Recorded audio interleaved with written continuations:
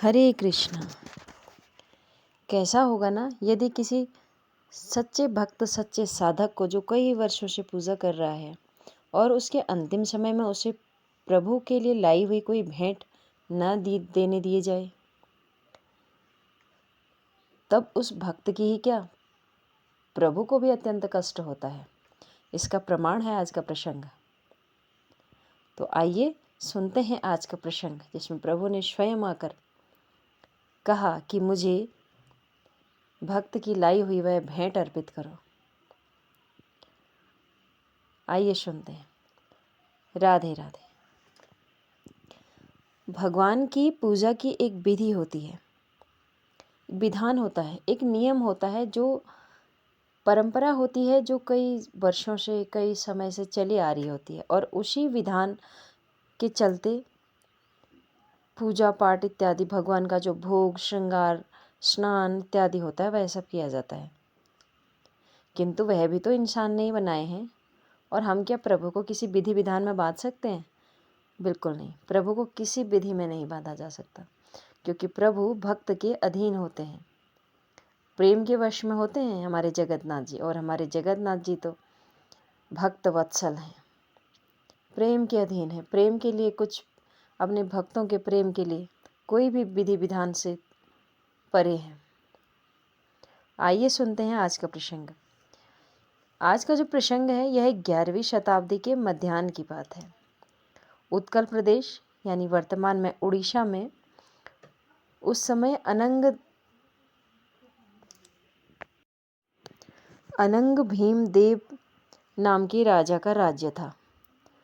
उन्होंने अभी अभी नए जगन्नाथ मंदिर का निर्माण कराया था, भव्य मंदिर का निर्माण कराया था, और उसकी चर्चा चारों दिशाओं में फैल रही थी। भाई हो भी क्यों ना, जगन्नाथपुरी 4 धामों में से एक धाम में आते हैं, जहाँ हमारे ठाकुर जी स्वयं भैया बलभद्र और बहन सुभद्रा के साथ विराजते हैं। मंदिर का निर्माण भी तो प्रभु ने स्वयं ही कराया था। तो इसकी जो ख्याति थी वो चारों ओर फैल रही थी। तो ऐसी एक भक्त थे, उत्तर भारत के रहने वाले रघुवर दास जी। उन्होंने भी मंदिर की महिमा सुनी और दर्शन के लिए चले आए। अच्छा, अब जो रघुवर दास जी थे, वे प्रभु राम के भक्त थे, प्रभु राम के स्वरूप में उनकी पूजा करते थे। तो उनके दर्शन करने के लिए आए। उन्होंने जगन्नाथ जी के दर्शन किए प्रेम पूर्वक, और वहीं कुछ समय रहने लगे, क्योंकि वैष्णव भक्त थे। उसी समय जो वहाँ के राजा थे, उन्होंने एक घोषणा करी थी कि उन्हें वैष्णव अग्नि की रक्षा करने के लिए कोई वैष्णव साधक चाहिए, क्योंकि वैष्णव अग्नि की रक्षा के लिए कोई आम व्यक्ति नहीं कर सकता। या क्योंकि वो मंदिर के लिए था, प्रभु जगन्नाथ जी के मंदिर के लिए, तो उसके लिए कोई विशेष साधक की आवश्यकता थी। अब वैष्णव अग्नि क्या होती है, पहले इसको समझते हैं। शास्त्रों में यह निर्देश दिया गया है कि जो आचार्य होते हैं, वे सबसे पहले पवित्र अग्नि यानी वैष्णव यज्ञ में पूर्णाहुति देते हैं। फिर उस जो वैष्णव अग्नि की जो पूर्णाहुति होती है यज्ञ की, फिर उसी अग्नि से प्रभु जगन्नाथ जी के लिए भोग तैयार किया जाता है। मतलब कि जब जगन्नाथ जी के मंदिर में चूल्हा जलाया जाता है, तो वही उस वैष्णव अग्नि से तैयार किया जाता है। वहाँ कोई माचिस इत्यादि अन्य से अग्नि का जो है प्रबंध नहीं किया जाता है। अब वह अग्नि जलती रहनी चाहिए, इसके प्रबंध के लिए एक साधक की आवश्यकता थी। और उसी अग्नि से जो भोग तैयार किया जाता है, उसी को प्रभु को लगाया जाता है। उसे प्रभु के भोग लगाने योग्य माना जाता है, और तब वह भोग महाप्रसाद बन जाता है, जो प्रभु जगन्नाथ जी को लगता है। सबसे अधिक भोग बनने वाला या पाने वाले जो प्रभु है, वे प्रभु जगन्नाथ है। सबसे अधिक मात्रा में भोग जो है प्रभु जगन्नाथ जी के मंदिर में बनता है, तब यह भोग में। अब इस अग्नि को जलते भी रहना है, और इसकी रक्षा के लिए कोई आम व्यक्ति नहीं कर सकता, क्योंकि कोई साधक चाहिए होता है जो कि उसकी रक्षा कर सके। तो उसकी रक्षा कर सके, ऐसे उन्होंने घोषणा की। तो संपूर्ण भारत से जो है इस अग्नि की रक्षा हेतु कई लोग आए, क्योंकि प्रभु का काज था, कई भक्त होते हैं। ऐसा अवसर या ऐसा सौभाग्य सभी को नहीं प्राप्त होता है। अच्छा, अब किसको स्वीकार करें कि कैसे समझें कि यह साधक है कि नहीं, ये रख पाएगा कि नहीं रख पाएगा। तो वहाँ के तत्कालीन राजा ने एक चुनौती रखी कि जो भी 3 दिन 3 रात तक इस अग्नि को अपने हाथ में, जलती हुई अग्नि को अपने हाथ में लेकर खड़ा रहेगा, वही इसकी रक्षा करेगा। पर इस चुनौती में कोई भी पास नहीं हो पाया। अब इस चुनौती को करने के लिए रघुवर दास जी भी आए, तो उन्होंने यह चुनौती जो है पास कर ली और उन्हें उस अग्नि की रक्षा के लिए रख लिया गया।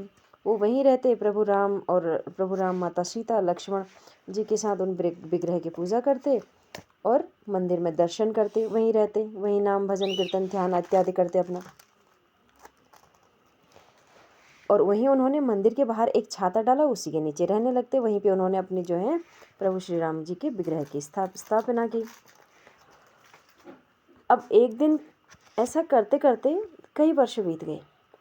अब रघुवर दास जी को लगा कि अब बस, क्योंकि उनकी अवस्था काफ़ी हो चली थी, अब मुझे यह भौतिक देह त्यागना है। तो उनके मन में विचार आया कि मैं इस भौतिक देह को त्यागने से पहले प्रभु को कुछ भेंट देना चाहता हूँ। मैं इतने वर्ष से यहाँ प्रभु की सेवा में हूँ, तो मैंने प्रभु को कुछ दिया नहीं, तो मैं प्रभु के लिए कुछ भेंट देना चाहता हूँ। तो उन्होंने स्पंज की लकड़ी और केले के पत्तों से प्रभु जगन्नाथ, बलभद्र जी और सुभद्रा के लिए पद्म मुख बनाया। पद्म मुख एक श्रृंगार की वस्तु होती है, जो कि तीनों विग्रहों के जो है मुख पे लगाया जाता है। और परमान्न यानी मीठे चावलों का भोग बनाया। अब परमान्न का उन्होंने भोग बनाया और एक जो है, लेकिन प्रभु जगन्नाथ जी को जो है आज तक मंदिर के बाहर से बना हुआ भोग कभी अर्पित नहीं हुआ, यह भी नियम था।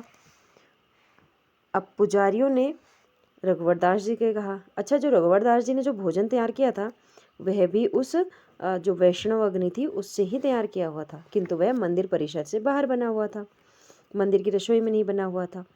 तब वहाँ के जो पुजारी थे उन्होंने हाथ जोड़कर उन्हें मना कर दिया कि आज तक तो प्रभु को जो है बाहर से बना हुआ भोग हमने कभी नहीं लगाया है, तो ये हम उन्हें नहीं लगाएंगे। अब यह सुनकर भक्त बहुत उदास हुए, मन में बहुत कष्ट हुआ, हो भी क्यों ना, उन्होंने इतने प्रेम से बनाया था।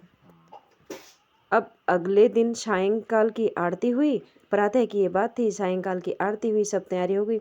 इसके बाद जो है रघुवर दास जी मंदिर में नहीं गए, वह बाहर ही जहाँ उन्होंने रहते थे, वह जो पद्ममुख था और भोग था प्रभु श्री राम के समीप रख दिया, और जो पद्ममुख था वो भी वहीं पे रख दिया, और वहीं ध्यान में बैठे रहे शाम तक।